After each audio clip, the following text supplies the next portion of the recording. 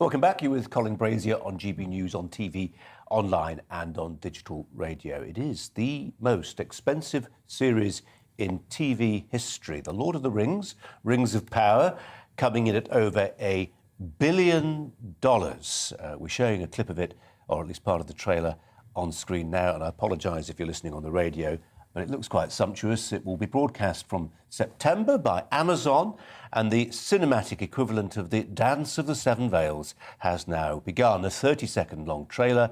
It's out. We're showing part of it, broadcast first during the commercial break of the US Super Bowl.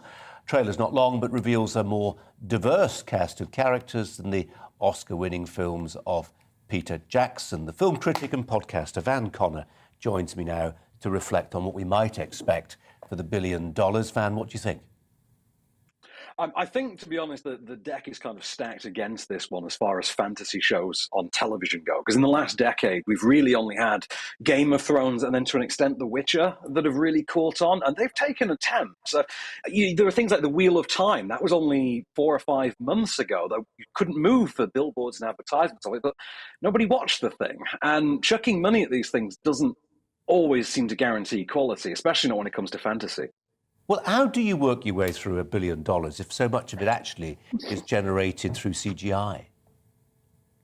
Well, people have this sort of misapprehension that computer effects are cheap. Visual effects, they're like anything. You get what you pay for. And in terms of the level of computer-generated imagery that would be required for a production like this, what you'll find is there are actually teams, legions of programmers and coders, all been brought on side and tasked with various individual scenes and various different set pieces and components throughout this.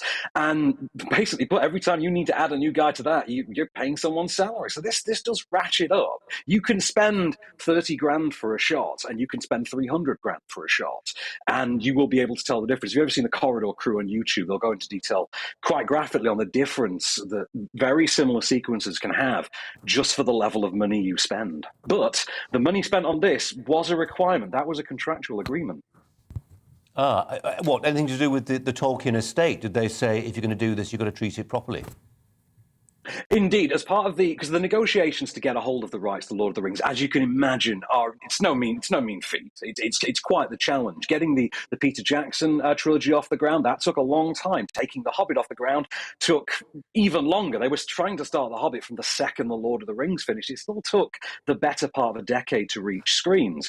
In the case of this one, they had certain requirements they had to fulfill for the Tolkien estate. One was that the production had to go into production within 2 years. They had to commit to at least 5 seasons, and they had to commit to spending a set amount, and that amount has led to the sum total of a 5-season-long show costing $1 billion. To put that in comparison for you, 8 seasons of Game of Thrones didn't cost $800 million.